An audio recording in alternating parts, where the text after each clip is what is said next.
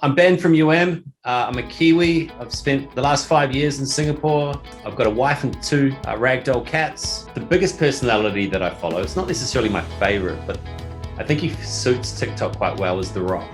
The Rock is kind of larger than life. Like he's a big personality and a big character. And I think because of that, he suits the platform well because he doesn't need to do too much to tell a story. When you study film, you learn about film narrative and conventions and the way that people tell stories. And I think if you think about media recently, one of the most interesting things about it is we're starting to tell stories faster and faster.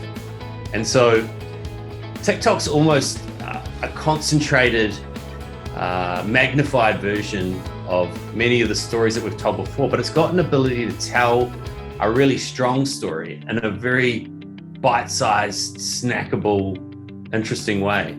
It builds and it magnifies, I think, traditional narratives, narrative conventions.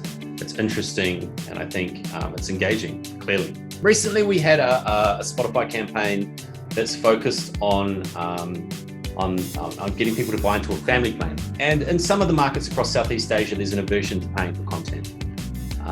But the family unit is really powerful in the majority, if not all, of the markets that we operate in.